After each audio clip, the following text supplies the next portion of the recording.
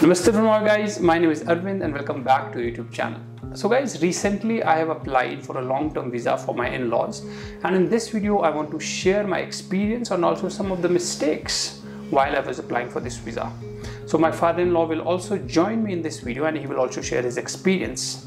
So I will be primarily talking about what is the procedure and what are some of the vital documents that you must need when you are applying for this long-term visa. And finally, I will share some of the mistakes that I made so that you guys who are watching this video don't make that mistakes and this entire process becomes hassle-free for you. So please watch this video till the end.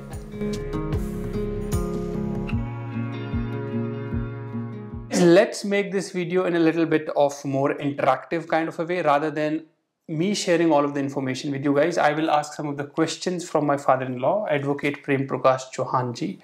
So you might have seen him in our videos. So I will ask some questions. If he gives the right answer, that is correct, then that is okay. If he doesn't, then I will intervene and I'll give the right answer. Okay, so welcome to our channel. Thank you very much, Arvind. Namaste from Norway from my side also. So in fact, yes, we are presently on Schengen visa, which is a visitor visa, which is for 90 days. So in fact, we want to extend our period, and I think we can extend it by 9 months. Yeah. Okay. So, but guys, there is a catch over here, right? So this long-term visa, this is for the 9 months. Okay. So there are two ways. First way is that your in-laws or your parents, they will come to Norway. For example, in my case, they came here in May, and then you apply for this long-term visa from Norway. Okay. Then what will happen? This entire procedure, that is when your decision comes, okay, for getting the visa, that can take up to 2 to 3 months. And then once you are granted visa, so then the 9 months, in their case, the 9 months will be from the day they entered Norway, right? For example, they came around mid of May. So 9 months will be started from, or will be counted from, say 15th of May till, I think in their case, it will be 15th of February. Okay, so this is one way.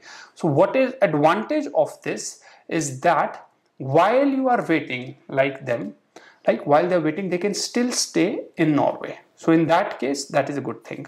But the other way is, so you know the other way is that if you would have applied from India. Yes, I know that we could have applied for this from India too, but the reason was we didn't apply at that time, that it will take much longer time and we had to come by a very stipulated period here. Yeah. And this is because I talked to one of the ladies in UDI and she only told me that if you applied from India, then they will have to wait for 3 months. But we wanted them that they should be here in the summer. So that is the very important factor, right? So please do remember that two ways again. You will find this information on the website of UDI. Okay. So our way was that they came here and now they will be staying here till the decision comes. Probably we applied in mid of July for this visa and the result will come around 15th of September, right? So they can stay till 15th of February. So that is one thing. But do you know that what is the cost since you paid for this? How much did you pay for this one visa? I don't exactly remember, but I paid it through you so you can explain it how much it is. But yeah, it is very costly. It's a very costly. Okay, do you know the cost of a Schengen visa? Schengen visa, in fact, I don't remember that too. That also? Okay. No. So that is approximately 80 euros or let's say 800 kroners. That is Schengen visa.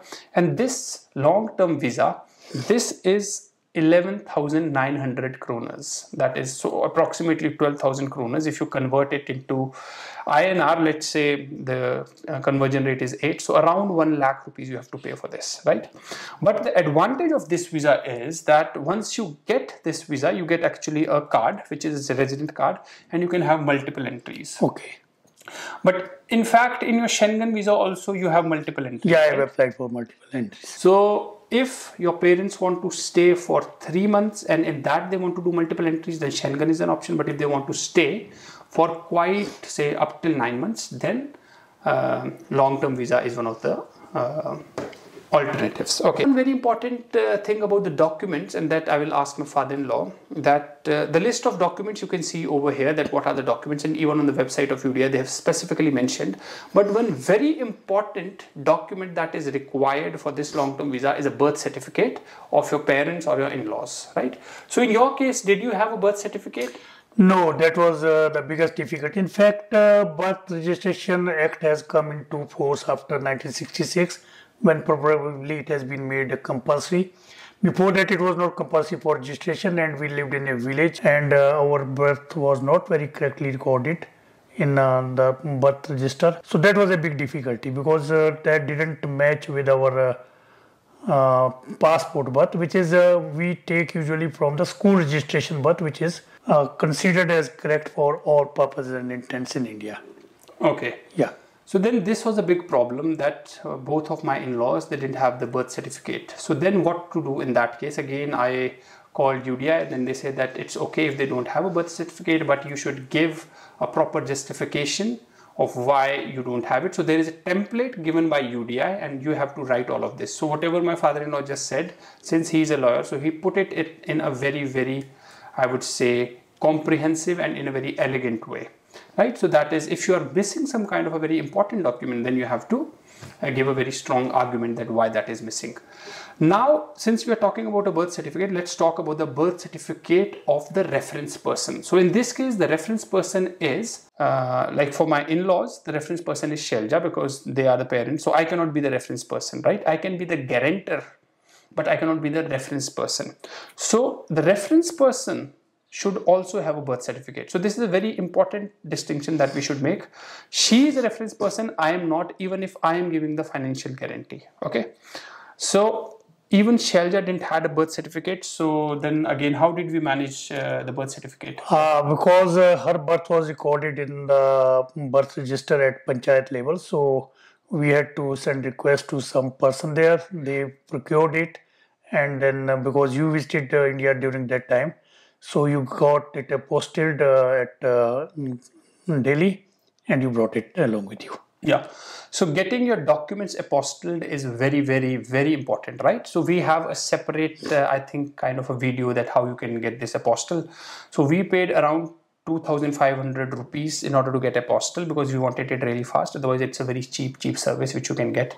So most of these apostille services are happening only, as far as I know, is only in the New Delhi. So within 5 days, I think it was apostilled and everything was done. Because because there were holidays in between. Otherwise, they promised that within 48 hours they will get it done. Get it done, right? So apostille is very, very necessary, because as my father-in-law said, that this document of birth certificate, that is at a municipal corporation or at a panchayati level, and that might not be valid in Norway. So you have to get it apostilled from, I think, Ministry of External Affairs. So there's a stamp which you are now seeing how an apostille document looks like. This is how it looks like as you are seeing on the screen. Okay. So, there is one document which I actually made a mistake, and this document was about the house deed.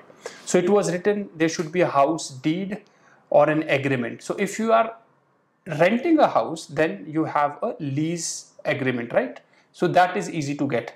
But in my case, what I did, since we own a house, so I thought it was a resident certificate.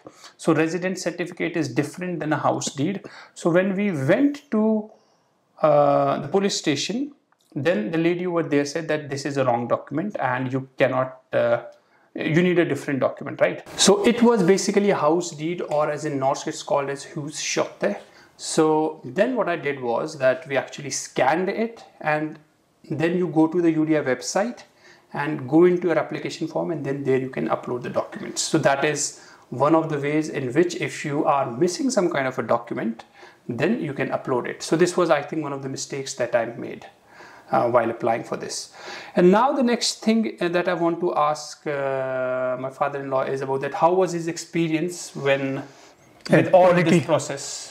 All the quality as well. Yeah, all the process was through online, so there wasn't much difficulty. The only thing was that birth certificate, so we have explained that. But then we went at the polity, which is the police. It was a very good experience. It was totally different experience.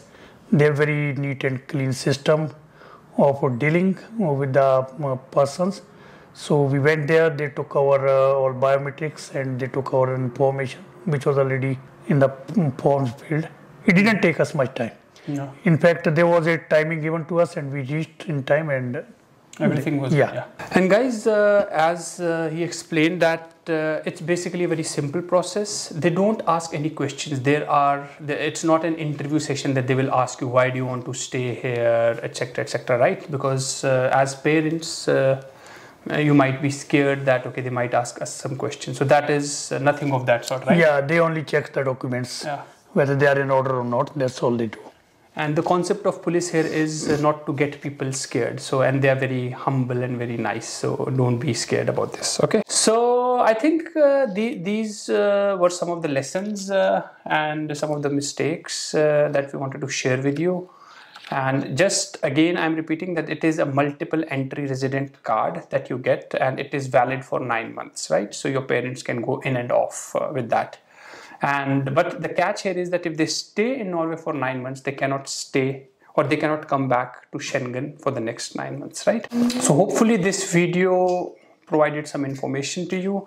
And if you think I have missed on some information, or if you have some questions in relation to this visa, then please ask us in the comment section. But the best source is always the UDI website, which is very, very, very, I would say, informative. So please do like this video, share this video with everyone so that the loved ones can stay with us in Norway for up to 9 months. So that's it. Namaste from Norway. Thank you. Namaste from Norway.